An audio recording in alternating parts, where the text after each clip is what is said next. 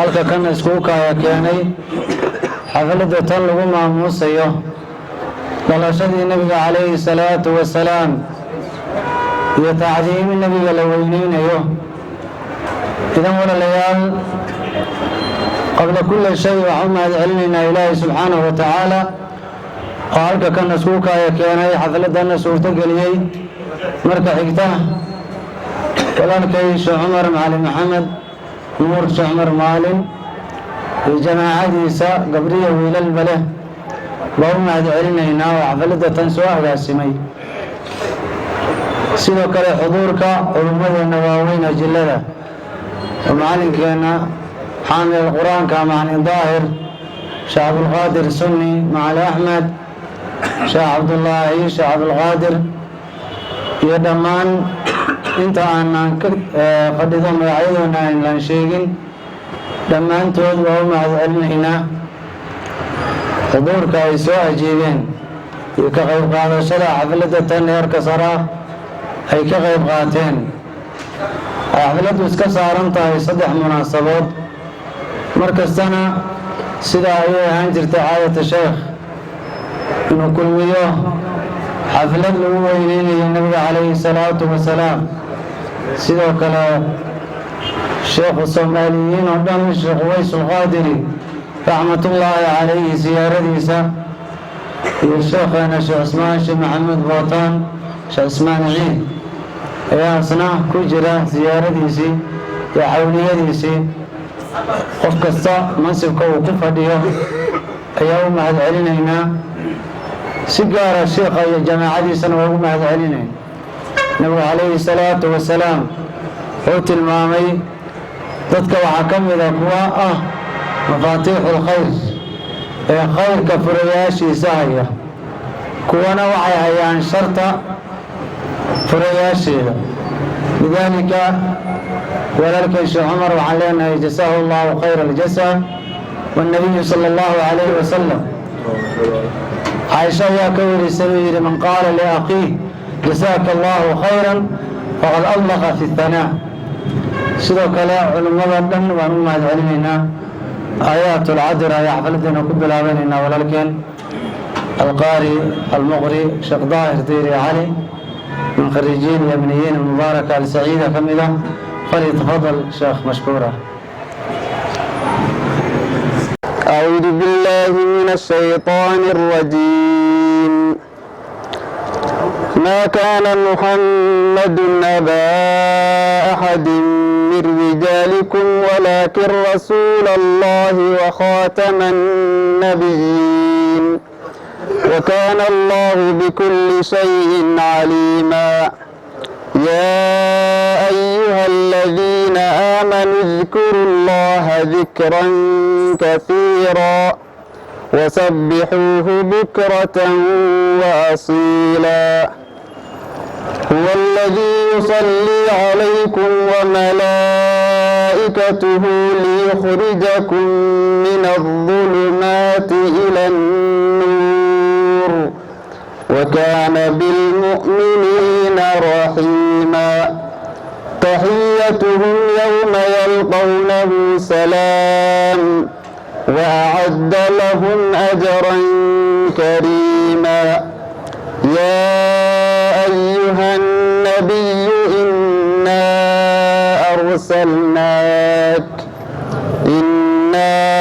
أرسلناك شاهدا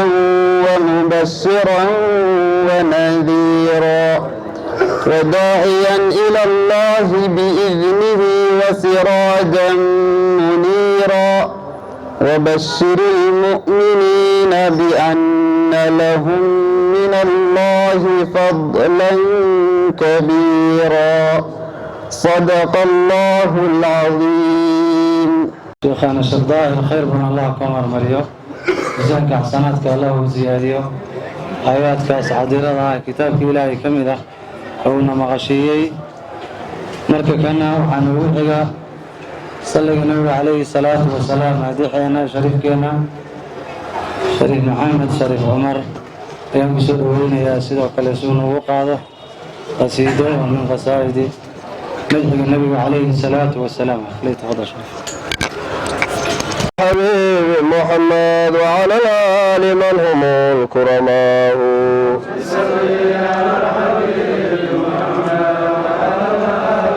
رب صل على الحبيب محمد وعلى الآل من هم الكرماء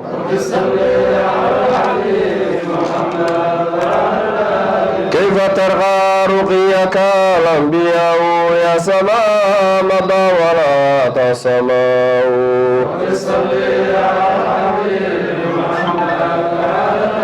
لم يسووك في أولاك وقد حال صنع منك دونه والصلاة محمد وعلى الآل إنما مثل صفاتك للناس كما مثل النجوم الماء محمد وعلى الآل أنت مصباح كل فاضل فما تصدر إلا عن ضوئك الأضواء على الحبيب محمد لك التي العلوم من عالم الغيب ومن آل آدم الأسماء حبيب محمد وعلى ما ملت فترة من الرسل إلا بشر القوم بك الأنبياء محمد وعلى وبدل الوجود منك كريم من كريم نباه كرماء حبيب محمد وعلى الآل من هم نسب تحسب العلا بحلو قلد النجوم الجوزاء على الحبيب محمد وعلى الآل من حبذا عيد سدد وفخرين أنت به اليتيمة العصماء محمد وعلى ليلة المولد الذي كان لدين سرورهم بيومه وازدهاء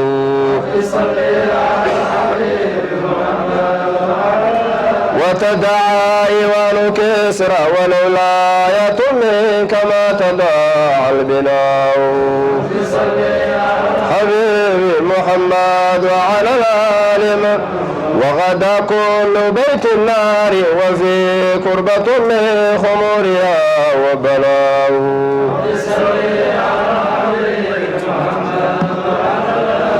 وعلى الآل من هم الكرماء اللهم صل وسلم وبارك عليه جزاك الله خير جزاه الله خير الجزاء حبيبكينا شريفكينا هذا كلماتك بعد يا نبي العمانية شعب القادر معالي إبراهيم شعب القادر سني من إدارة المسجد السنة أيودي يا تفضل شيخ بسم الله رب العالمين الصلاة والسلام على أشرف المرسلين سيدنا محمد وعلى آله وأصحابه أجمعين وبعد وحان آدي آد إله وبريا سبحانه وتعالى عدي سواء سمتي حفلة قيمها بضله ونلوش انت كوابنتهاي إلهي أدر جزيلها كوابا المريو عدي وحكد حسي عدي كسو قيبك شدين تبا حاجاتك والله قد الدنيا آخرة إخواني وحن كدرنا بشي ربيع الأول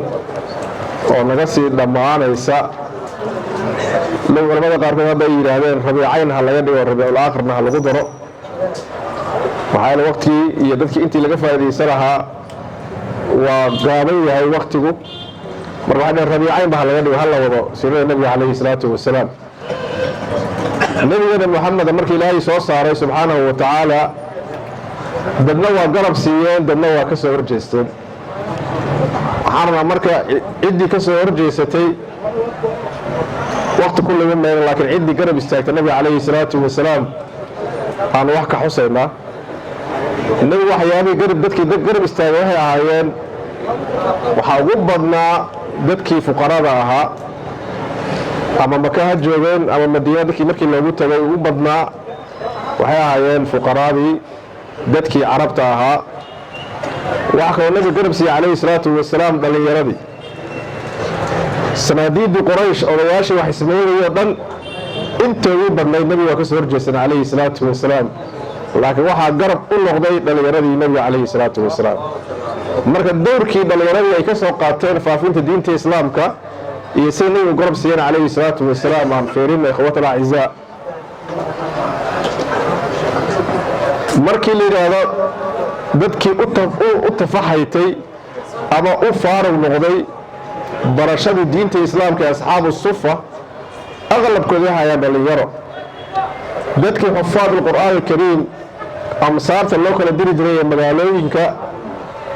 waxay ahaayeen intoodii badan waxay ahaayeen dad dhalinyaro ah oo ilaahay subxaanahu wa tacaala kitaabka qur-aanka inay xambaaraan oo maaragtay gaarsiiyaan meelaha tirada badan ilaahay subxaanahu wa tacaala ugu sabab noqday saxaabiga la yidhaahdo muscab ibnu cumayr wuxuu ahaa wiil dhalinyaro ah oo reer makaada waa saxaabigu u sabab noqday in ahlu madiina aktaruhum ama magaalo guri ka mida magaalada madiina inuusan u galay islaamka inta uusan nabigu u jiray calayhi salaatu wasalaam isagoo ognahay isagoo ka dhashay qoys xoolo lahaa dhaqaalo badnaa la cunaqabateeyey xoolihii laga dhex saaray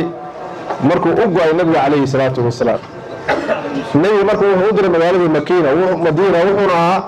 أول سفير في الإسلام من إيرابها مصعب بن عمير رضي الله تعالى عنه قول مدينة كجالة إسلام كوجو قالي وركي ساجاري أنتو سنبي مع عليه الصلاة والسلام دلالك مصعب أول سنوي من كان يجاوب رمكات ومتك السببي إن النبي المسلم طلع البدر علينا بدكي وديار سن وإسلام كي يحكوك يقانه النبي عليه الصلاة والسلام وكلي إخوة الأعزاء جهد إدوالك أسرعي بل فيني يا إخواني فرعون هذه الأمة ممكن نقولنا يناسي أبي جهل كبير كبرنا النبي الكريم عليه الصلاة والسلام دباتي يا دلي لما معاد بعد الشيء لما يقولون أن يرابع عيان عبد الرحمن بن عوف وحيري جيسكي لما نعم يسوق يكلا استاجل لما نقول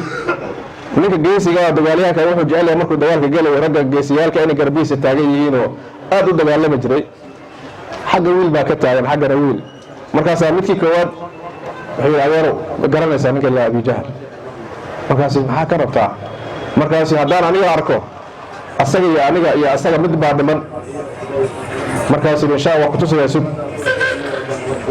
haddana ninkii kala macaadkii kala darajo adeero ma taqaan Abi Jahl mana yaqaanin maya waa ku tusi maxaad rabtaa sidii kii hore u hadlo kale u yiri hadda asagoo weyna dhex maraya ciidamadii uu yiri wakaa ninkii muraadkiina wakaas ah way isku xambaareen seefay la dhaceen xataa salabkoodii nabiga ku dhexdhexaadiyay calayhi salaatu wasalaam ninka cumqigii ay seeftiisa ku dheeraatay baa salabkii la siiyey waa laba dhalinyaro ah waxay u gargaareen diinta ilaahay subxaanahu wa tacaala waxay dhaafiyeen adduunkan kibirka uu ku joogay Abi Jahl fircawn hadihi al-umma barashada diinta haddii loo kaco dadkii u istaagay qur-aanka iyo waan sheegnay waxay ahaayeen dhalinyarada ikhwata al-aizaa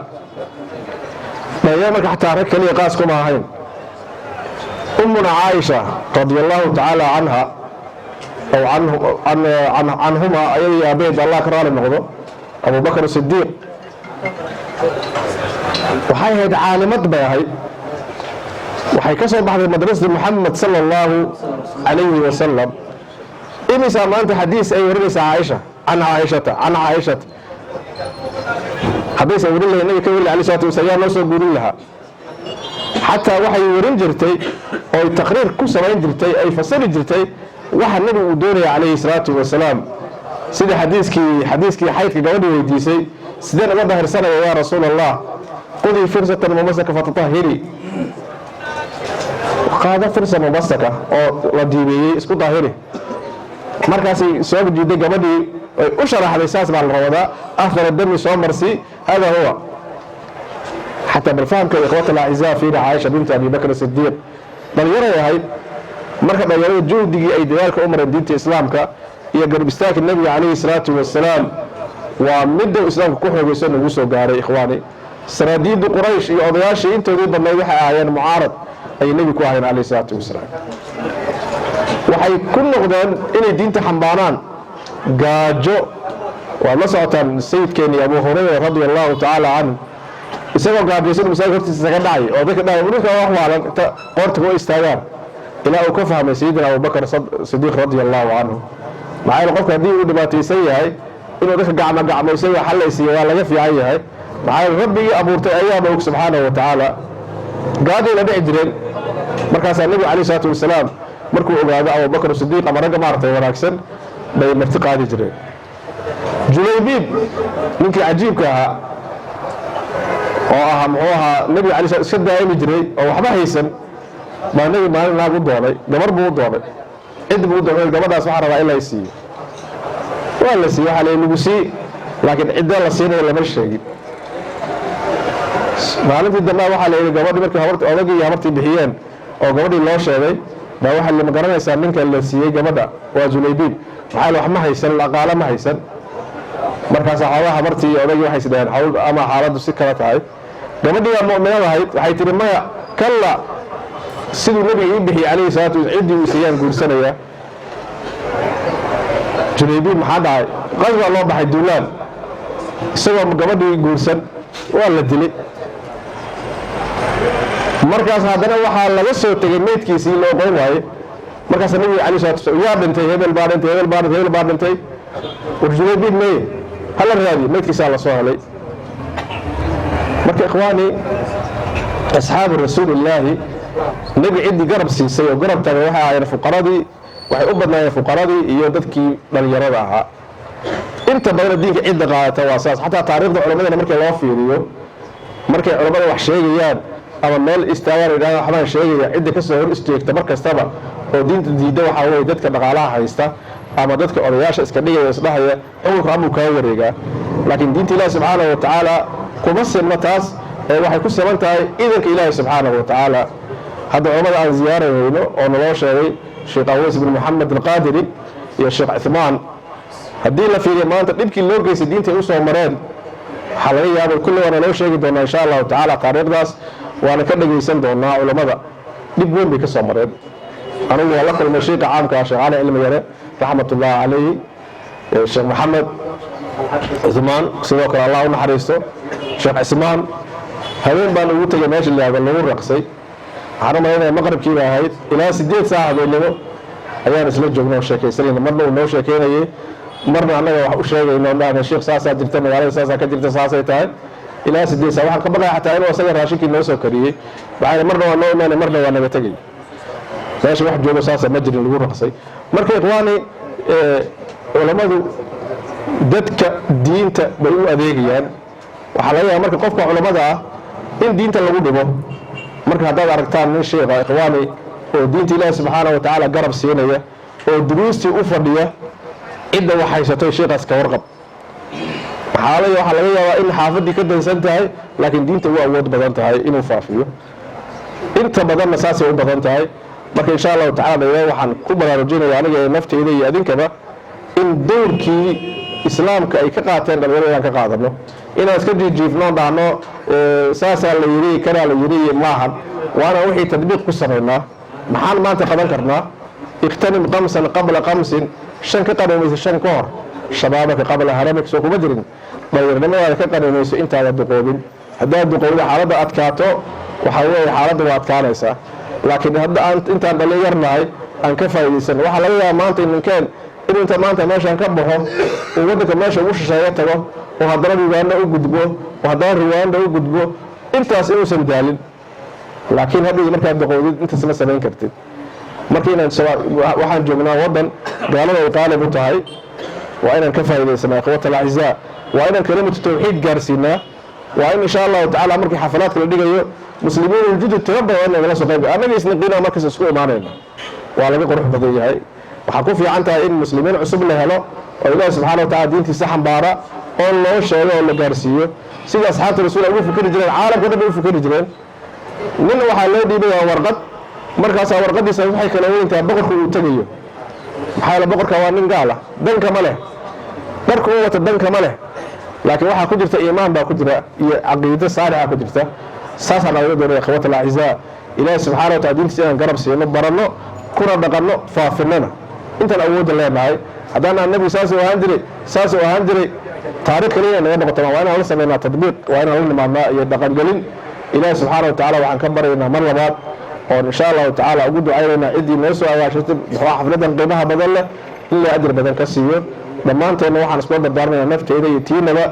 inaan dowrkii dhalinyarada asxaabi rasuulillah ay ka qaateen faafinta diinta islaamka inaan ka qaadano billahi tawfiiq wasalaamu calaykum waraxmatullah الله خير الجزاء شيخنا الشيخ عبد القادر معنا إبراهيم خير الكلام ما قل ودل كلمات عجائب يونس وجيري نشكر للجميع وللشيخ خصوصا هذا وحن أوريغا يا معلم كينا حامل القرآن مع نضال الشيخ أحمد جامع قرير من علماء الصومال ومدرس مقدشو ونوها اللي دونا الشيخ تاريخ نولدكي شيوخي النواوين الشيخ ويس أحمد بن الحاج محمد الشيخ ويس القادري غني عن التعريف صومال قف كسته أما باديها جو وملاله جو قدر كسيهي مركز دوركي الشيخ ويس دينك كان وقفتي خدمتي دعوة اقتضاء فكسة من دون معلم كينا سيدو كلاي شيخنا الشيخ عثمان الشيخ محمود بوطان الشيخ عثمان عيد من علماء الصومال خاصة المدود من الورقسي وهذا داعي والمشيخنا عالم الشيخ العام شعالي علم فارح تلاميذي سي رقي قوة وينا كمدها دور بدانو اجتهاد بداني وقتي سودنا قليي فافنت دينك يقرأ قاعدة راية لا إله إلا الله وراية محمد صلى الله عليه وسلم لذلك الله شيخ أيها معلم كان إن شاء الله كفاية سندونا فليتفضل مشكورا. بسم الله الرحمن الرحيم الحمد لله الذي خص أولياءه بالكرامة وجعلهم خلفاء لنبيه المبعوث بالرحمة والاستقامة وأشهد أن لا إله إلا الله وحده لا شريك له وأشهد أن محمدا عبده ورسوله الشفيع المشفع في عرصات القيامة صلوات ربي وسلامه عليه اللهم صل وسلم على سيدنا محمد وعلى آله وأصحابه ومن تبعهم بإحسان إلى يوم الدين وبعد يقول الله تبارك وتعالى يا أيها الذين آمنوا اتقوا الله وكونوا مع الصادقين صدق الله العلي العظيم. إخوة الأعزاء شعب القادر معنا إبراهيم بأن برارجية إلى خير السيو سيرة النبي أيوه وحكت أبتي وحانا سيرة النبي الله تلقى إن يدعوه وقد كان في رسول الله أسوة حسنة رسولك إلهي waxaa idinkaga sugnaataa la yidhi dadasho fiican marka wuxuu noo soo hormariyey sidaan rasuulka ugu dadan lahayn ayaha nagu anfaco maadaama munaasamadii ay tahay ziyaaradii nebiga ayay tahay waxaa kaloo lagu daray ziyaaradii sheekh ways ulqaadire iyo sheekh cuthmaan sheekh maxamuud ziyaaradiisa munaasabada loogu darana waxay tahay sheekh ways waxaa la oofsaday 23 bisha rabiicul awal mawlid la yidhaahdo 23 waa sheekh ways la oofsaday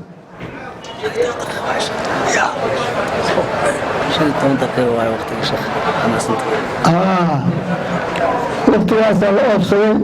sheekh cuthmaanna 28 bisha safar ayaa la oofsaday marka munaasabadaas ayaa ka dhaxaysa marka ziyaarada awliyada iyo ziyaarada nebiga hadda waxay isku leeyihiin waraafadii dadkii nebiga dhaxlay weeye culummadu marka ii horeyse aayadda qur-aankaada aan ku soo furfurtay waxaa weeye yaa ayuha aladiina aamanuu kuwa ilaahay iyo rasuulkiisa rumeeyadu ittaqu llaha ilaahay ka baqa waxay iskugu soo biyo hoorsanaysaa wax alla wixii la sameeyo وإن التقوى كل سيئين تقوى إلهي وحاكمنا استماعا إلى أرنتان الله كعبس دراديس إلى الرسول كل ربنا أجلك أيها الأسكوين مدو ونوع من التقوى الله كعبس نوع كمل ويو إلى موضع الخيرات هاي لي رسولك الخير عليه الصلاة والسلام إذا رأيتم رياض الجنة فارتعوا قالوا وحير أنا صحابتي وما رياض الجنة جنة بيرتهم حيثا بير جنة دارتان داغل مركاتير جنة بيرتهم حيثا مركاتير حليل حلق الذكر وماشي إله المحصى وبير جنة مركب بير جنة الله نودو تيلا يسوق هيدا بالله فن الله نودو يا أيها الذين آمنوا اتقوا الله وكونوا مع الصادقين أيها الذين وحاء كل إيمانك ليها لرو إلهي كبغى وكونوا مع الصادقين كوا إيمانك وذكروا شيئا من هذا كونوا مع الصادقين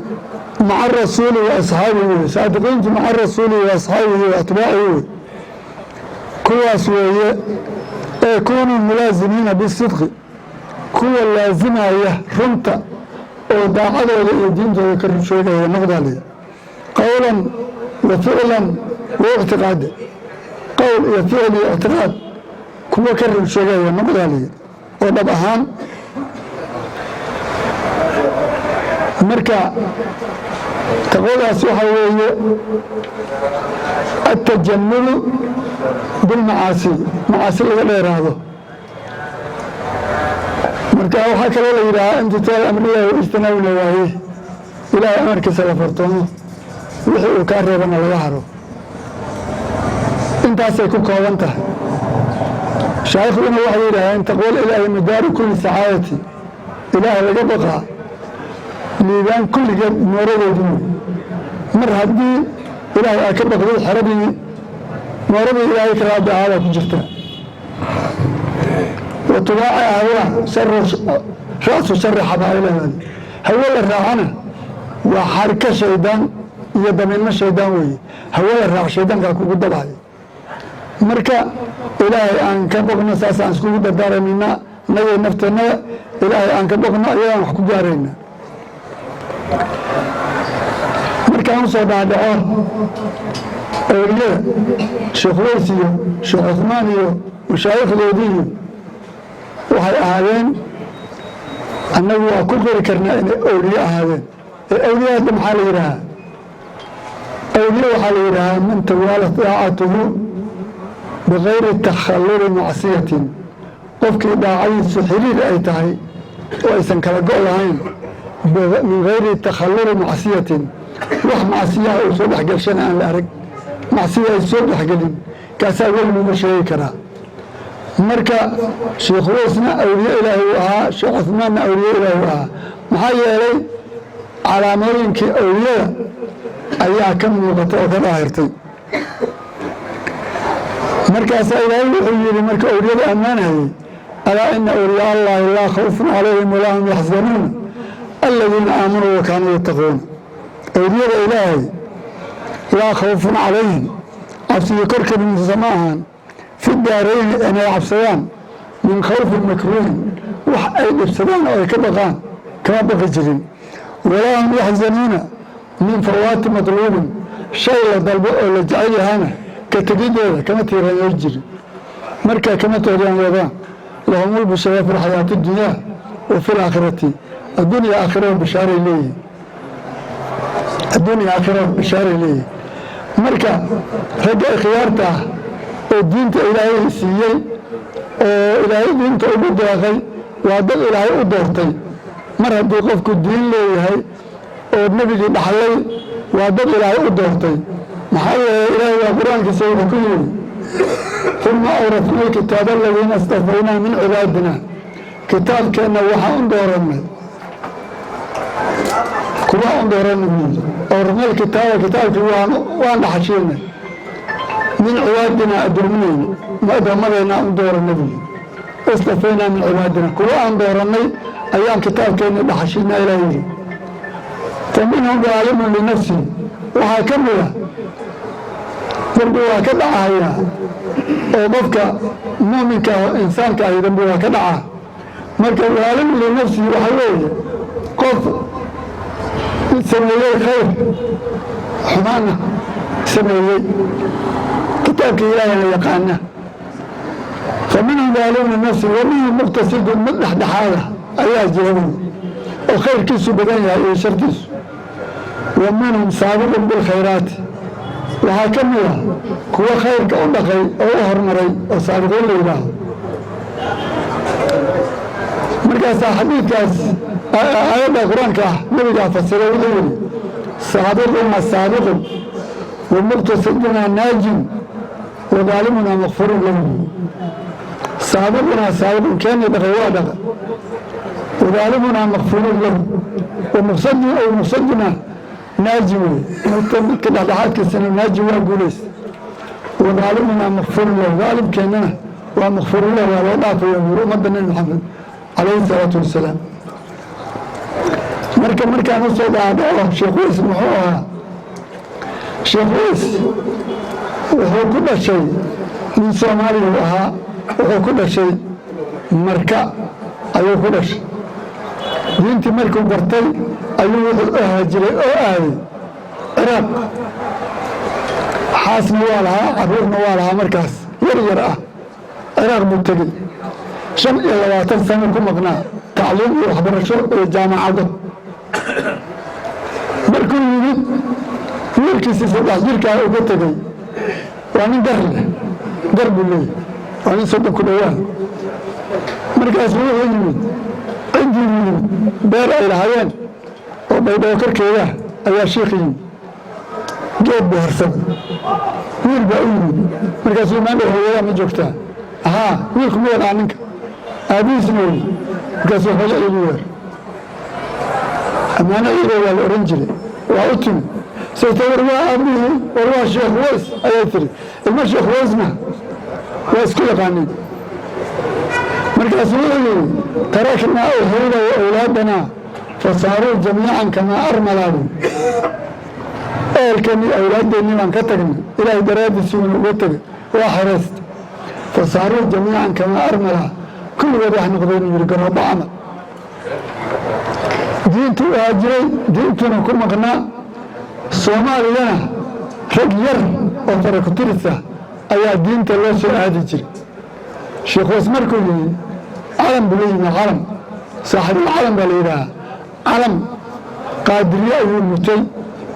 laa ilaha illa muxamad rasuulullah sheekh cabdulqaadir sheeyah uweys axmed weliyullah aa ku taalla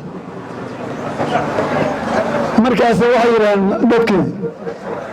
ninkaana calam buu wataa weliyullah ayuuna isku sheegaya markaas wuxuu yidhi geedaha warsada weli ima hayo in kale geedaha sheegaya yidhi geedaha sheekh suufi iyo sheekh muxidiin mucaadi mukaram iyo sheekh axmed xaaji maadi saddexdaasaa mashaayikha ahaa meesha markaasuu yidhi saddexdiinaba xertaydu waa tihin qisadaas qiso dheer waaye marka saddexdoodiba mid walba sheekh waa imtixaana sheekh suufi wuxuu ku imtixaanay in cilmi leeyahay in kale nina igaa ay cilmi banayn kuma daran karin yidhi maxaa yeelay maxamed bin siriin wuxuu yidhi oo taabiciga ahaa sheekh suufi caalim uu ahaa moogta sheekh weysna waa ka dhalan weynaa markaasuu yidhi alcilmu diinun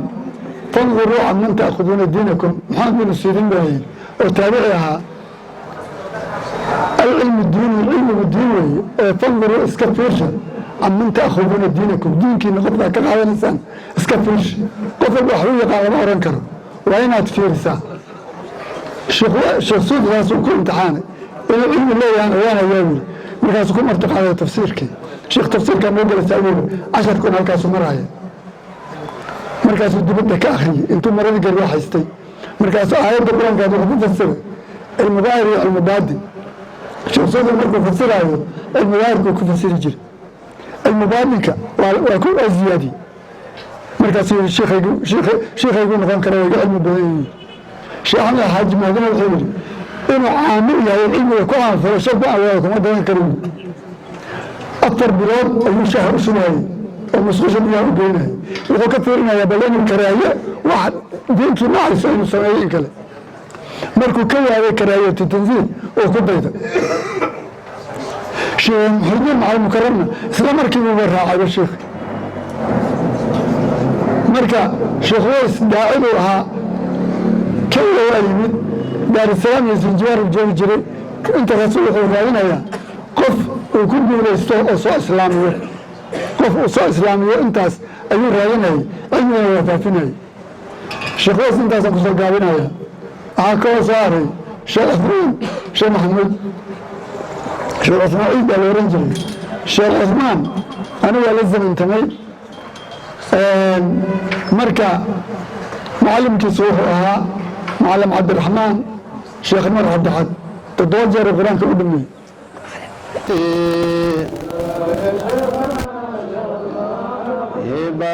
ترضنا من علوم حكمته تاجنا تراه خاشعا كل لحظة ثم جاء موته في سجود سبحته ثم جاء موته في سجود سبحته حكيم ذو خيرة هاوي الحقيقة دد يا شيخنا شيخ عثمان عمدتي دد يا شيخنا شيخ عثمان عمدتي اللهم انصر نفحات رضواني عليه وامدنا باسرار التي اودعتها لدي كل شيخ تقبل منك عامل أيها محايا إلى إلهي دي تفسي على كعام فمن نفع ملك ويبقى امتحان بكبرنا غنايا مركا قف والبوح على رواء علمي إلهي نحن الضلبوه كنا عمل فله سورة يذكر روانا ساسوها مركا عالم عامل أيها هاي لي قفك عندي علمي كتبه وحدثها أيضا ملي شيخ شافعي وغيري وذات الفتى والله بالعلم والتقى إذا لم يكن على اعتبار لذاته شيخ شافعي مركو ذاك كل مجلنا علمك برجيز وذات الفتى أحدك شابك إذا تدرس والله بان كل أرتبه بالعلم والتقى إذا تدرس الشرف كيدو وعلم والتقوى إذا لم يكونا لا يصدوسا قف كل هين واعتبار لذاته موقال كيسو وحقا ما إلا إلى مرهبوسا عن ملا هين تقونا لهين مركا وحال أذكر لها علمك إذا عملك ومتلازمان محايا إلي عملك علمك كوريه وحال يري العلم إمام العمل والعمل تأديره علمه وحوي إمامك عملك أسألكم جامعنا علمي عملكم الله راعي لكن الملاحظ دعوان في الشيء وكل صور نغنيسا حاسورة إن وحوانا أكسن إسكال ليس أنا كور قبين هلا أنتي سنة هذا كور قبين ملك الشيخ هو عالم عامله وحاكم لها مركة شيخه إنه عمل في الوحى الدليلة وليس إماما مقاضا إماما مقاضا قال وين بقى يجري هذا قف أجنبي يرجع قال خم اسكو سيجري سيان قفك أجنبي يا سيان وأرق أسوأ نفسه وأرق نقولك عن فريا آيات القرآن كهيد ولا يري ولا تقف ما ليس لك به علم إن السمع والبصر والفؤاد كل أولئك كان عنه مسؤولا إلى أن نحن الكرسي إنها كملة لسانك كملة قلبك كملة كل مدوى بهرتيسا أيا دنبي أكو كسبتي يا خيرك أكو سمتي اللي حلوة والدينية محايا لي في رضو وحايا لأن نظرة سهم مسموم من سهام إبليس المرجوم في رضا أجنبي ولا في الشهر وقمونا وارصد الشيطان إبليس وارصد مركز ماشاس كبر رغبة قلنا يا كجعيل سينا يا وعلى أركتي وكبر ستة تجنا لكن هذا أرم وأروح كان ورقتي مركز حكم لي هاي المرة قبل سكسيو أساسا أجنبي وارم أصلا وصو أرم محاول إيش أيو إلى لنا محاول إيش هذا دم بكبر السماء وحما أركز هذه بصر كود هذا ما يبغى بصيرتنا يا مدوانس هاي وعلى زمان كنا بحث عليه السلام يا أبارك الله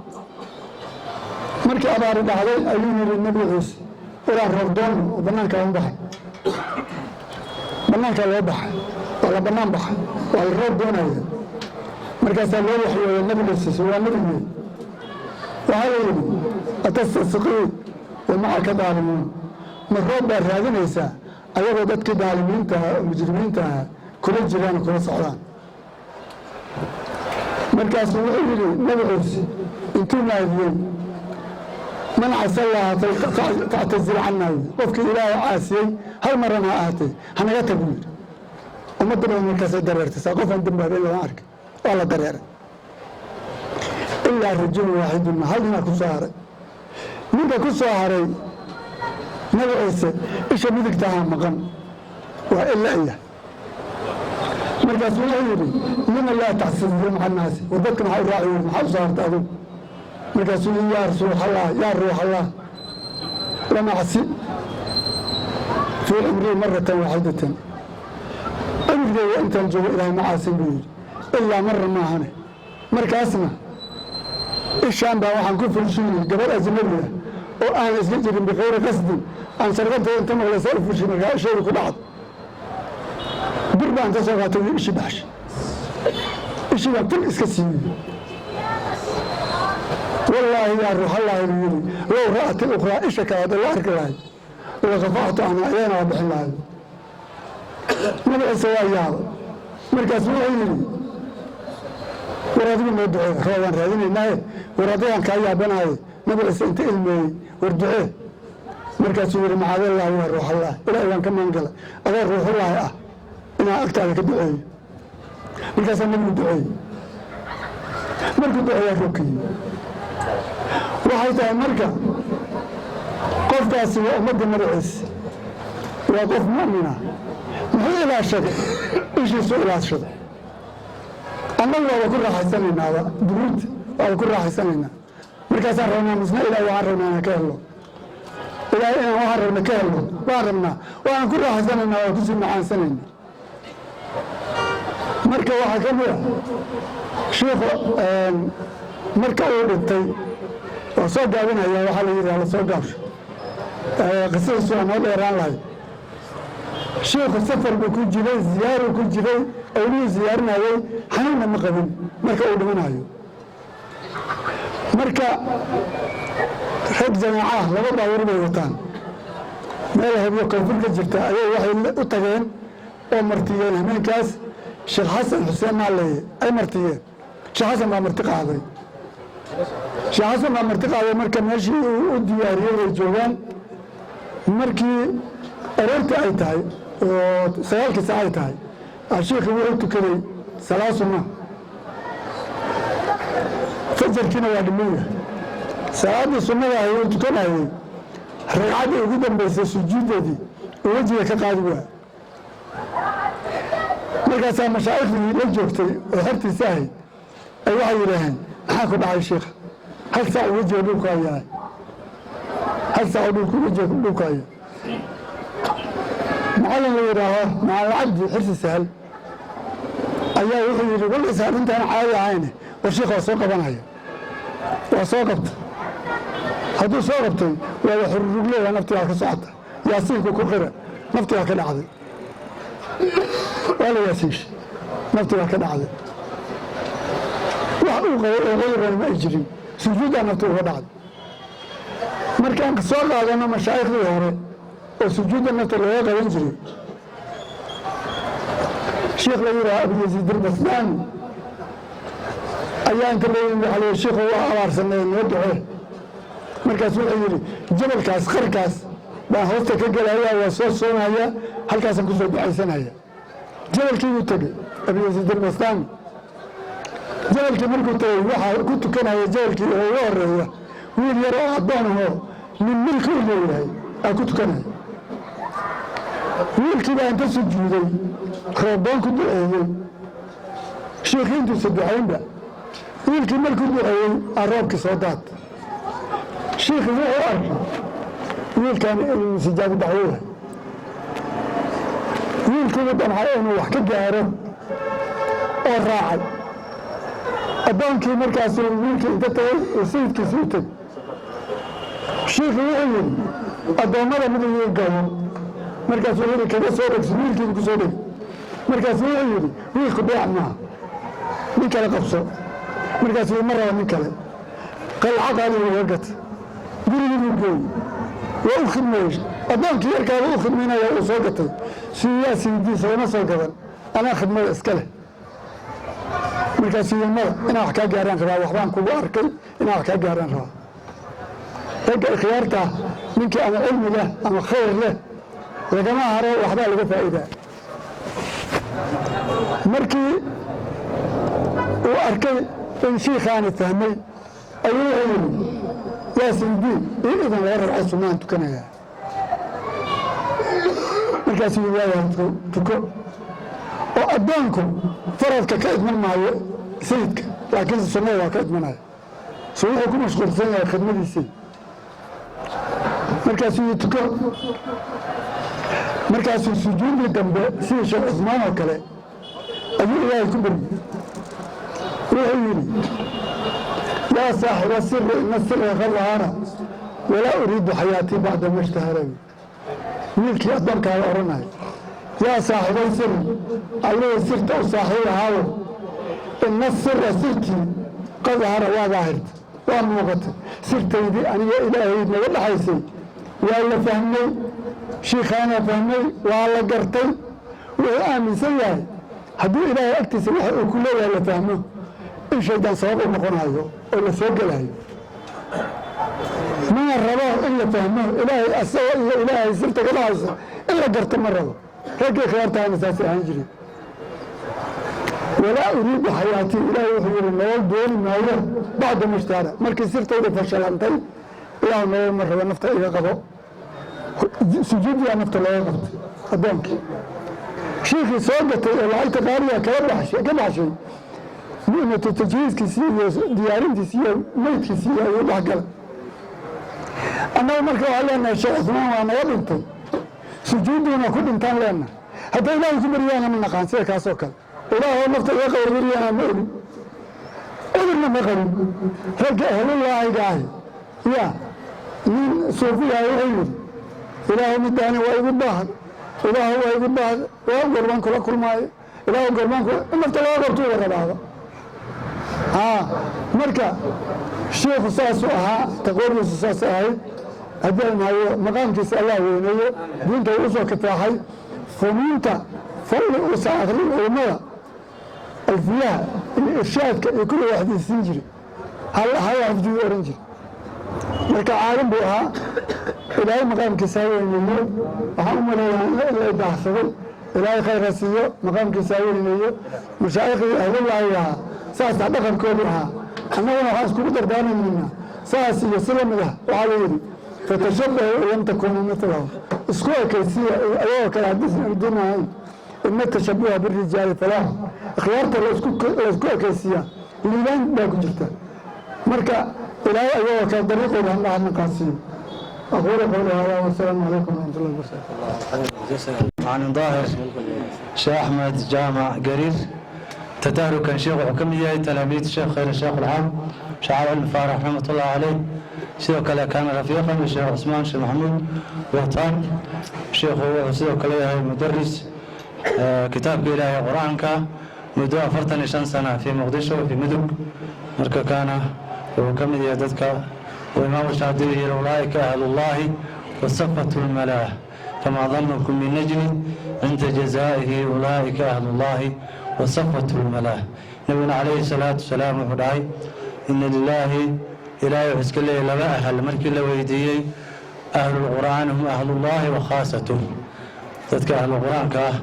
كوحيالا بدنا حكمة بن الشيخ نوفع فهي جزاه الله خير الجزاء لنا الشيخ وعكالو بهاي أبينا والشيخ اسمع لفتركيسة قصيدة يقوم معنا مركوا مادح يسير كلا شاعر دينك إلهي كوكبيا وفقيه ومدرس مركوا حلينا مستاشي سيلاها بديو سير العمر إلهي سير فينا وفيكم الآن انتهى الشيخ شكر قولي شو عمر يا قصيدة إن شاء الله يا شيخنا شيخ عثمان عمدتي يا شيخنا خادم ذخيرة في سلوك سنتي يا شيخنا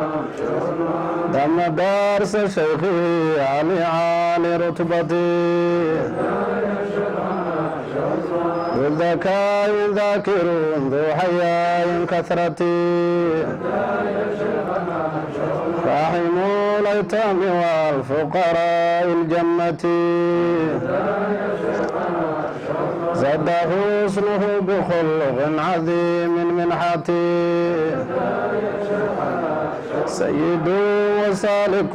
مثل شيخ الأمة شافعي مذهبا خادري الخرقة صاحب الولاية صادق السريرة ضاع ضوء وجهه مثل شمس ضحوتي دبتم يا مادحين به برفعتي يا إلهي أسغنا به وعلى جلتي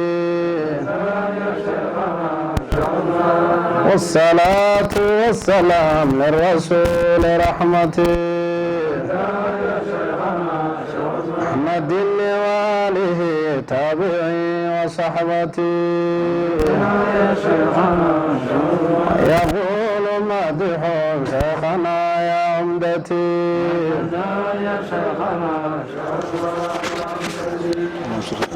والآن وحن أقول يا شيخ عبد الله شوكة ومعروف وكمية من تلاميذ الشيخ اسماعيل الشيخ محمد بوطان شيخ من تلاميذ الشيخ حسن جامع دار القنيسور وخريج جامعة السمد عام 2015 شيخ خريج دار مصطفى لتعليم دراسات الإسلامية حضرموت ومن تلاميذ حوانا عمر بن حفيد بن محمد من آل بيت النبي الشيخ يا 10 دقائق سين دونا وكال دونا أخلاق للنبي صلى الله عليه وسلم فليتفضل. الحمد لله رب العالمين صلى الله وسلم على سيدنا محمد وعلى آله وصحبه أجمعين. marka koowaad waxaan u mahadcelinaynaa ilaahay subxaanahu watacaala oo nasuuka ay keenay xafladan aad iyo aadka u qiimaha badan laguna ixtifaalahayo la isuguna yimid si loogu farxo nabiga sallallahu alayhi wa sallama dhalashadiisa iyo dikra iyo xawliyada mashaayikhdeeni qaybo kamid ah. marka koowaad ilaahay subxaanahu watacaala ayaan u mahadcelinaynaa. marka labaad waxaan u mahadcelinaynaa dhammaan walaalaha soo agaasimay xafladan quruxda badan leh oo ka soo shaqeeyay xafladan sidaan ay u qabsanto. waxaan leenahay jazaakumullahu khayral jazaa. mawduuca marka laga hadlayo nabiga sallallahu alayhi wa sallam akhlaaqdiisa waa ogtihiin nabiga sallallahu alayhi wa sallam waa yani hadii la yiraahdo akhlaaqdiisa laga sheekeeyo waa bahrun la saaxila lahu. yani nabiga sallallahu alayhi wa sallam ilaahay ayaa amaanay subhanahu wa ta'ala kuna amaanay akhlaaq weyn inuu ku tilmaaman yahay. ilaahay baa yiri wa innaka la ala khuluqin azimin, waxaa ku dul sugan tahay khuluq weyn ayaa ku dul sugan tahay. sidoo kale ummuna Aisha radhiyallahu anha markii la weydiiyay nabigeena sallallahu alayhi wa sallama waa tii ku jawaabtay kaana khuluquhu alquran. nabiga sallallahu alayhi wa sallama khuluqiisa iyo dabeecadiisa iyo dhaqankiisu wuxuu ahaa quraanka kariimka ayuu ahaa nabiga sallallahu alayhi wa sallama khuluqiisa. oo quraanka kariimka wax kasta oo uu cadeeyay ama awaamiir ah ama nawaahi ah ama ahkaam ah nabigeena sallallahu alayhi wa sallama uu ku tilmaanaa oo sajiyo iyo khuluq iyo dabeecad ayuu qur-aanka kariimka oo kalaamka ilaahay ah ayuu u ahaa nabigeena sallallahu alayhi wasallam sidoo kale wuxuu dhahayay saxaabigii Anas bin Malik radiyallahu anhu markii nabiga sallallahu alayhi wasallam uu ka hadlayay khuluqiisa wuxuu yiri ma ra'aytu ahsanu khuluqan min rasuulillahi sallallahu alayhi wasallam ma arkin ahad ka akhlaaq wanaagsan nabiga sallallahu alayhi wasallam waxaanu ku dhawaan karnaa nabiga akhlaaqiisa yani amaliyan nabiga sallallahu alayhi wasallam khuluquhu ma'a ahlihi sidii nabiga sallallahu alayhi wasallam khuluqiisu iyo dhaqankiisu uu ahaa ahalkiisa markii uu la joogo nabiga sallallahu alayhi wasallam sidii uu ku yiri nabiga sallallahu alayhi wasallam xadiiskii imaam Tirmidhi uu warinayay khayrukum wa khayrukum li ahlihi wa ana khayrukum li ahli waxa uu kugu khayr badan qofka uu kugu khayr badan ahalkiisa ana uu kugu khayr badan ahalkayga nabiga sallallahu alayhi wasallam waa kii dhahay sidoo kale nabiga sallallahu alayhi wasallam markii ay ka waramaysay ummuna Aisha radiyallahu anha markii la weydiiyay nabiga sallallahu alayhi wasallam maada kaana yasnahu rasuulullaahi sallallahu alayhi wasallam fi baytihi nabiga markuu guriga uu joogo muxuu sameyn jiray la weydiiyay ummuna Aisha radiyallahu anha markaas waxay ku jawaabtay ummuna Aisha kaana yakunu fi mihnati ahlihi nabiga sallallahu alayhi wasallam guriga markuu joogo wuxuu yani ahalkiisa mihnadiisa ayuu ku jiray oo hawsha ayuu la qabanayay ahalkiisa ayuu hawsha la qabanayay guriga ka jirta فإذا حضرت الصلاة توضأ وخرج إلى الصلاة haddii salaadu ay soo xaadirto uu weysaysanayay wuxuu u baxayay salaada riwaayad kale ummuna Aisha ay warinayso watii dhahaysay radiyallahu anha kaana yaqsifu na'lahu wa yuqidu thawbahu wa kaana ya'malu mu'amalata ar-rijali fi buyutihim oo nabiga sallallahu alayhi wasallam guriga markuu joogo ahalkiisa sidoo ula tacaamuli jiray iyo sidoo akhlaaq wanaagsanaa iyo sidoo hawsha ula qaban jiray iyo waxaas oo dhan waxay ku tusinaysaa yani khuluqa amaliga oo nabiga sallallahu alayhi wasallam ma'a ahlihi uu sameyn jiray sidoo kale nabiga sallallahu alayhi wasallam khuluqiisa waxa kamid ahaa oo ma'a ahlihi ah ummuna Khadija ayuu dhimatay ka bacdi ayuu nabiga sallallahu alayhi wasallam wuxuu u hadiyeen jiray yani shaato intuu qaro ayuu hilibkeeda u hadiyeen jiray saaxiibadeed waxa garanaysaa kale riwaayad kale ku sugnaatay Imam Bukhari uu warinayay ummuna Safiya ayadoo rabta inay fuusho faraskii nabiga sallallahu alayhi wasallam inuu ku istaajiyay jilibkiisa inuu u dhigay ilaa jilibkiisa ay ku istaagto markaas ay ku boodo sidoo kale Aisha radiyallahu anha nabiga sallallahu alayhi wasallam waxay ka sheekeynaysay fi ba'd al-asfar safarada qaybo kamid intay baxeen inuu nabiga sallallahu alayhi wasallam saxaabada ku dhahay taqaddamu hormar markay saxaabada xoogaa fogaadeen ba Aisha waxay tiri nabiga sallallahu alayhi wasallam uu ila tartamay markaasuu iga dheeray nabiga sallallahu alayhi wasallam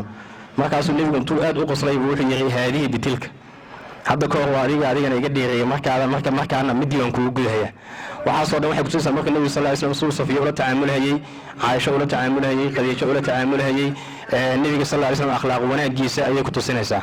sidoo kale nabiga sallallahu alayhi wasallam sidoo ula tacaamulhayay adfaasha xitaa iyo ciyaalkii caruurta Imam al-Bukhari wuxuu ku wariyay saxiixiisa wuxuu yiri kaana nabiga sallallahu alayhi wasallam yamuru bisibyani fa yusallimu alayhim nabiga sallallahu alayhi wasallam wuxuu marahayay caruurta markaas uu salaamahay يعني adiga hadda wax laga yaabo ciyaalku wadada jooga hadda maanta dhinaca gudaysid aad nooc ma aad u qowrin xitaa inaad salaamtid nabiga sallallahu alayhi wasallam asoo hadda imaamka ugu weynaa lagu daysanayay oo makhluuq ilaahay dhan ugu khayr badnaa ayaa hadii ilmo meel jooga uu ku soo baxay xitaa madaxu uu masaxayay uu salaamahayay markaas nabiga sallallahu alayhi wasallam uu ka gudbahayay sidoo kale nabiga sallallahu alayhi wasallam akhlaaqdiisa iyo ilmaha xitaa soo la tacaamulahayay xadiiska saxiixa waa kii nabiga sallallahu alayhi wasallam wuxuu maqlahay sabiga oo hintiisa ayuu maqlahay asoo salaada ku jira markaas nabiga sallallahu alayhi wasallam uu boobsiinayo salaada makhaafatan ay yuftatan bihi in lagu fitnoodo asoo ka cabsanahay nabiga sallallahu alayhi wasallam sidoo kale nabiga sallallahu alayhi wasallam akhlaaqdiisa waxa kamid ahay soo la tacaamulahayay dadkii khudamada ahaa iyo khaadimiinta nabiga sallallahu alayhi wasallam سيدنا أنس بن مالك رضي الله عنه وطمان سنة النبي وشقينه وفي النبي صلى الله عليه وسلم طمان كاسنا حال المرء مدهن بير وحان سميي محاو سميسي وحان سمينا مدهن محاو سميويسي waxay ku tusinaysaa nabiga akhlaaq wanaaggiisa ayay ku tusinaysaa sidoo kale xadiiska kale saxiix ah waa kii nabiga sallallahu alayhi wasallam gacantiisa kuma garaacin waligiis khaadim khudamadiisa kamid ah iyo haweeneyda oo nabiga sallallahu alayhi wasallam kamid ah gacantiisa waligiis kuma garaacin ahad kalena kuma garaacin ilaa inuu jaahido fi sabilillah marka waxa soo waxay ku tusinaysaa yani akhlaaquhu ma'a ahlihi ma'a al-adfal ma'a al-khuddam waxay ku tusinaysaa nabiga sallallahu alayhi wasallam akhlaaq wanaagiisa iyo dabeecadiisa ayay ku tusinaysaa waana mid Ilaahay uu ku amaanay hadda nabiga sallallahu alayhi wasallam asaga dhan ayaa wuxuu ahaa raxmad socota ayuu ahaa sida ilaahay uu yiri ma arsalnaaka ilaa raxmatan lilcaalamiin xadiiska saxiixana waa kii ahaa inamaa bucistu liutammima makaarim alakhlaaq waxaa la ii soo saaray inaan dhammaystiro akhlaaqda kuwooda wanaagsan inaan dhammaystiro ayaa la ii soo saaray marka nabiguna sala allahu calayhi wasalam wuxuu ahaa raxmad iyo khuluq socota sidoo kale bilmunaasaba mashaayikhda caawa meesha lagu siyaarayo oo mashaayikhdeena waaweyneed ka mid ah sida sheekheennii sheekh uways alqaadiri iyo sheekheennii sheekh cuthmaan sheekh maxamuud kulliyan waxaan soo gaaray oo sheekhaygiina ahaa kitaabarahan ka soo akhristay sheekheena sheekh cuthmaan sheekh maxamuud bootaan radiallahu canhu wanafacna biculuumihi aamiin sheekhu hadda wuxuu ahaa madraso wuxuu ahaa xagga fiqhiga tasawufka tafsiirka culuumul aala iyo dhammaan culumta dhan laga soo wada aflaxay oo wuxuu ahaa sheekhu waqtigiisii iyo cimrigiisii wuxuu geliyey sheekh cuthmaan laguna yaqaanay tadriiska culumta ayuu geliyey weliba cilmi iyo camal iyo taskiyo wada socda ayuu sheekhu waqtigiisa u geliyey sheekhu cibaadada minhaajka ayaan ka akhristay muddo aan dhoweyn meel layidhaha tunweyn oo magaalada bandiirale u dhow anoo yar markaas 10 sano jira ayaan sheekha ka dhageystay minhaajka ayaan meeshaas uga dhageystay sheekheeni sheekh cuthmaan ahaa kabacdina in badan baan sheekha la kulmay marka sheekheeni wuuna ahaa mashaayikhdeena waaweyn ka mid ah wuxuuna sheekhu caan ku ahaa alcilmu maca alcamal wataskiya yacni cilmigii iyo camalkii iyo taskiyadii iyo addacwa ilallahi tacaala dadka ilaahay dartiisa in loogu baxo oo sheekhu ka samaynaya inuu baxo safaro kala duwan oo meelo kala duwan uu ku bilaabo kitaabka minhaajka iyo kitaabada kale uu kulmiyo dad kala duwan u kulmiyo tadriiskii iyo daraasiintii fiqhiga iyo culumtii kale sheekhu marka wuxuu ahaa sheekh oo u taagan cimrigiisiina ku bixiyey daraasiinta diinta islaamka ayuu ahaa sheekheena sheekh cuthmaan ilaahay u naxariisto calam buuna ahaa aclaamta dacwada ka mid ah qudbi ayuu ahaa aqdaabta suufiyada ka mid ah فقيه أيها فقهاء صوفية فقهاء وين علماء شافعية كمل أيها مركا وحوها شيخ يعني مد كل مية جوانب تكل الدول هذي علم كي نغطو هذي عمل كي نغطو هذي تزكية نغطو أصلا الشيخ يعني أنت رب من وقت يسكب بحيي أين أو هاي الدابي يعني تدريس كعلوم الشرعية تدريس كعلوم الشرعية سي يعني كل جوكتا أونلاين أو دوامة وانا سيدي مشايخدي سكور لسي ايهد او سلك وذاهد شيخني شعالي علمي فرح شيخني شعالي سمتر شيخ محمد مع المكرم كل مشايخ سكور لسي دقيق ذي او اها كتاغنا علمي يا عمل كعلم لو عمل فلو يا طريقه التصوف كي او اي اسكوين يعني العلم الحقيقي علم الشرعي اسكوين العلم مع العمل والدعوه الى الله تعالى اسكوين saddexda garab oo ay leeyahay diinta islaamku waa qofka inuu cilmiga barto cilmiga markuu baranayo inuu shariicadiina uu barto kii taskiyatu nafsigiina uu barto oo hadda dadkii uu taskiyeeyo naftiisiina uu taskiyeeyo iyo dacwo ila Allah taala ilaahayna inuu u yeero dadkii hidaayadoodii iyo hanuunkoodii iyo waxbaridoodii iyo tacallumkoodii iyo tacliimtoodiina uu ka qayb qaato marka sheekhu waxaasoo dhan wuxuu u ahaa عالم أيوها يا إمام أيوها شيخنا شيخ عثمان شيخ محمود بوتان وأنا طريقي مشايخ دي سيدان شيخنا شيخ علي إلى شيخ محمد مع المكرم يا مشايخ يعني دم طريقة يكسر السعوديين أي هيد مركا أنا جانا وتاسو حين نوتها هي عبرو يحيزو اعتبار أي نوتها هي أنا قامه طريقه دي أنا قامه وواحد ذكري إنه وكل ورانك عاوي إنك بدل ملك استو عالم كميدا شنطة قارود شو عثمان حوليريسا لوgu xusahayo waxa baaqi inay fikrigiisa waa culumta islaamka iyo tadriiska cilmiga sharciga uu daraaseenayay uu ku amal farahayay waa taskiyatu nafsiga uu istaagay waa dacwadii dadka diinka ugu yeeray annagana marka waxaan nala haboon waana daqiiqiisi oo kala qaadno waa inaan waqtigeena gelino tadriiska culumta sharciga waa inaan waqtigeena gelino taskiyatu nafsi nafteena inaan taskiyeeno iyo daqiiqi tasawufka iyo dacwo ila Allah taala dadka kalena inaan ilaahay ugu yeerno oo diinkii nashrul cilmi aan ka qayb qaadano marka culumadeenu marka caaway ziyaartu wiil joogana saas daqiiqoodu waxa intaasna waa inta tadkiirada iyo ictibaarka noogu filan aan wadaysan karno culumadeena intaasaan kusoo gabagabeynaya wal afwa minkum wassalaamu alaykum wa rahmatullahi wa barakatuh جزاه الله خير جزاء شيخ عبد الله محمد عثمان شوكي خير بان الله كمال مريو وعد نافع ونسو جديد سيدو كله وشيخ مدرس كيا الان نيروبي سليم مسجد السنة والرحمة ومركز التوبة الآن كلمة ختامية lagu soo xiray xafladda sheekhana sheekh cumar macalin maxamed nuur sheekh cumar macalin waa mudaris madarasta samatariya soo abaabulay xafladda mawliidka sidoo kale wuxuu mudaris ka yahay masjid sunna masjid الرحمة iyo masjid taaj kaana mudarisan saabiqan masjid alxaq balaas marka isaga insha allah noo soo xiri doono sheekhu waa daaci mudarisna ah muxaadirna ah sidoo kale sheekh ayaa ku soo dhaweynayaa waqtiga oo gaaban awgiis falyatafadal mashkuura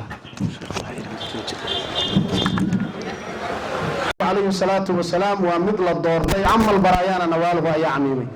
marka ay sidaas leeyihiin nabigeena calayhi salaatu wasalaam wax kaloo ay ku ammaanaan ammaantiisa markay badiyeen oo badiyey sheekh cabdiraxmaan zayley wuxuu yidhi wamaniltu fii madci minhu qadra asbuucin marka rasuulka maxabadiisa allah na siiyo idinkana intaana waxaan rajaynayaa ilaahay rasuulka xabiibka xawdkiisa allah idinka waraabiyo walaalayaal waxaa weeye sayidii sheekh ways alqaadiri iyo sheekhaygii sheekhanagii sheekhulmushaayikh sheekh cusmaan sheekh maxamuud bootaan ayaa iyaguna ku jireen waa sidaan u sheegay ixtiraaman limashaayikina ayaan u jamcinay maca rasuulillahi ugu jamcinay sala allahu calayhi wasalam sheekh ways alqaadiri wuxuu ahaa sida sheekhanagu nooga sheekeeyey ninka dhulka soomaaliya inta lugta ka soo bilaabay ilaa south africa ku tegey dacwada nabigeena calayhi salaatu wasalaam iyo ummadda si uu tawxiidka u gaarsiiyo wuxuu ahaa maadix lirasuulillaahi sala allahu calayhi wasalam wuxuu ahaa muxibun lirasuulillaahi sala allahu calayhi wasalam wuxuu yidhi wamadxu lmustafaa xirfii nebiga wuxuu yidhi ammaantiisa aniga shaqo iyo dhaqani ah buu yidhi mar kale wuxuu yidhi huwa basharun min albashari walaakin laysa kalbashari nebigu wuxuu ahaa bashar basharada ka mida laakiin basharadoo kale mausan ahayn wuxuu arki jiray nebiga yaqdatan buu ku arki jiray calayhi salaatu wasalaam sidana loo soo guuriyey maxabada nebiguna nin ay ka buuxsantay oo nebiga ammaantiisa meel aada u sarraysa ka gaaray buu ahaa sheekhanaga sheekh cusmaan sheekh maxamuud bootaan isagana qaniin can tacriifi caalim caalima caamila oo caabida ayuu ahaa ilaahay meesha uu ku khatimay baanad ka fahmi kartaa sida hadda sheekh cabdullaahi uu sheegay oo kale annagu dadkii sheekha la kulmay baanu ka mid ahayn noo yaryar ah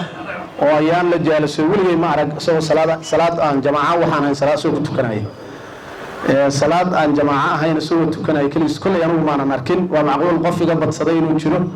laakiin markii xataa uu xanuunsanaa oo sheekha aanu la joogi jirnay wuxuu isku dayahayaa inuu salaada mar walba uu ku tukado jamaaco aysan jamaac la-aan dhicin wuxuu kaloo ahaa ilaahay uu ku fadilay xagga gacanta wax ka bixinteeda sadaqada qof ilaahay ku fadilay buu ahaa sadaqadana waad ogtihiinoo hadda qofku darajada uu ku gaaro cid meel uu ku gaaro ma leh sheekha wuxuu isku dayi jiray qofka inuu asagu gacantiisa ugu khidmeeyo annaga habeenkii lagu rasana la keenay ilmo saqiira annagu ah asaga ayaa sheekhu cuntadana noo kariyey waabkii aan degi lahayn asagana geeyey allah u raxmade tawaaduciisu saasuu ahaa ilmaha ardayda iyo dadka uu ku wada ahaa marka waxaanu leenahay dadkaas akhyaartaan allah u raxmado cizigoodana ilaahay subxaanahu watacaala ha weyneeyo akhyaar badan oo maadixiin oo ahlukhayr ayaa noo joogaan marka insha allahu tacaala iyagana kelimada baan dhegeysan doonaa insha allahu tacaala walaalayaal ilaahay waxaanu ka baryaynaa maxabada nebiga iyo mashaayikhdeennaba maxabadooda ilaahay hana siiyo dadka akhyaarta ah oo aanu maaragtaan meesha aanu ku xusaynana ilaahay madadkooda ha noo soo bixiyo maxaa yeelay qof 60 sano shareecada islaamka daraasaynayay oo shaqo kale aan qabsan oo xoolo aan ilaalsan oo aan baabuur gadan oo aan dan kala qabsan waa arrin aad iyo aad u weyn weeye marka ilaahay waxaanu ka baryaynaa ilaahay maxabadooda hana siiyo سلام عليك يا نبي سلام عليك سيدي يا نبي يا إمام الحرمين سلام عليك يا نبي سلام عليك سيدي يا نبي يا إمام الحرمين والحبيب الذي ترجى شفاعته يا نبي يا إمام الحرمين سلام عليك يا نبي سلام عليك سيدي بكل هول من الأهوال مقتحم يا نبي يا إمام الحرمين عليك يا نبي سلام عليك سيدي يا نبي يا إمام الحرمين فانصب إلى ذاته ما شئت من شرف يا نبي يا إمام الحرمين عليك يا نبي سلام عليك انصب إلى قدره ما شئت من عظم يا نبي يا إمام الحرمين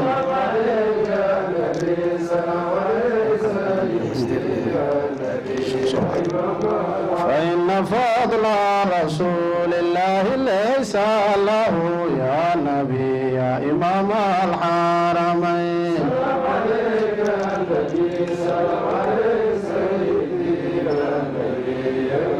عبد فيورب عنه ناطق بفمي يا نبي يا إمام الحرمين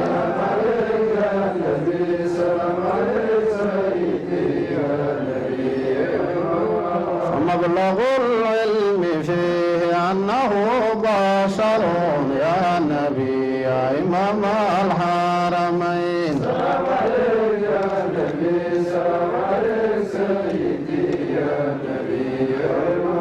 وأنه خير خلق الله كلهم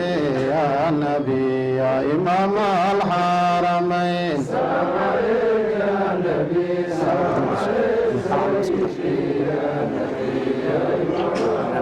وكل آية الرسل الكرام بها يا نبي يا إمام الحرمين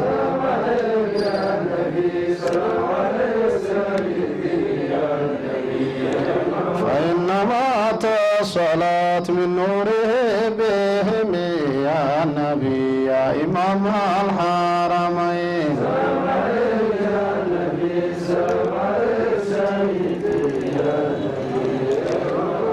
يا نبي يا إمام الحرمين اللهم صل وسلم وبارك عليه صلاة ثم تسليم تمجد صلاة ثم تسليم تمجد على المختار مولانا محمد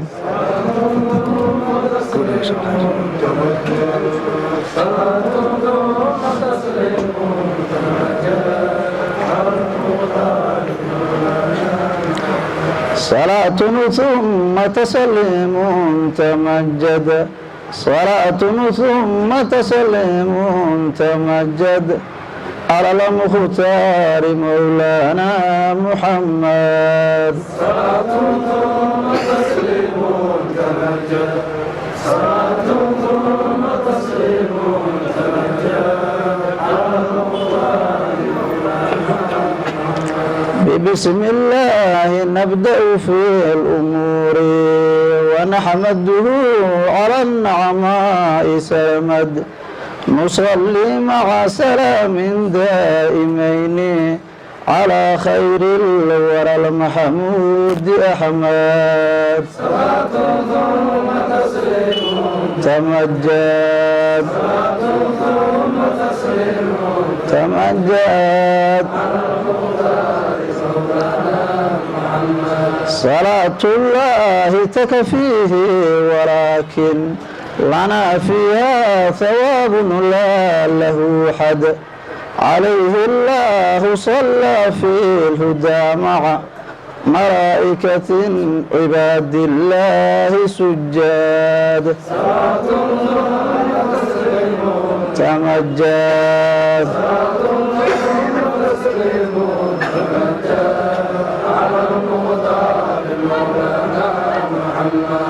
فقد أمر الإله لنا نصلي عليه مع السلام بذاك نشهد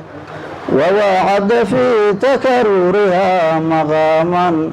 عظيما نبتغي فيه للنسعاد تمجد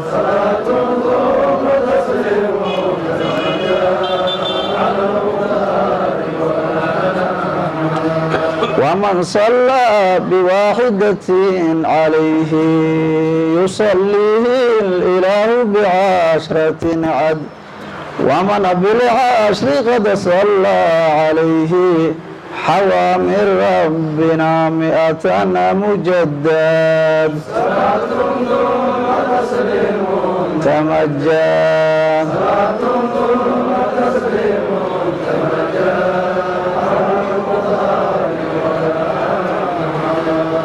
ومن 100 يكرر بالصلاة ينال بفضلها ألفا ممدد ومن ألفا يصلي نال زحما على كتفيه في المأوى المخلد صلاة ثم تسليم تمجد صلاة ثم تسليم تمجد على المختار فقد وردت أحاديث النبي بكثرة فضلها في كل مشهد وفي كثارها فضل كثير بالليل أو نهار كم تداد صلاة ثم تسليم تمجد صلاة ثم تسليم تمجد على المختار مولانا محمد وفي بعض الزمان لها خصوص بإكثار وأجر كان أزيد كليلة جمعة زهرت تجلت وأزهر يومها فهو المسود صلاة ثم تسليم تمجد صلاة ثم تسليم تمجد على المختار مولانا محمد وقد طلب النبي بنا نصلي عليه في مجالسنا تأبد لكي ننجو بها من كل كرب ونرجو شفعه فينا لنسعد صلاة ثم تسليم تمجد صلاة ثم تسليم تمجد على المختار على المختار مولانا محمد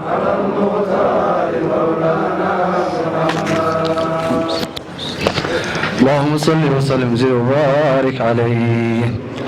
جزاه الله خير الجزاء. ولكن شيخ أبو بكر الشيخ محمود هذا يوم السيئة مدحها عجيب كاي صلى النبي عليه الصلاة والسلام ونوقع هذي قبقبايا مرنا ولا ليال دمانتي وانينا علينا أنا أقول الله عن الكل أشكر الكل.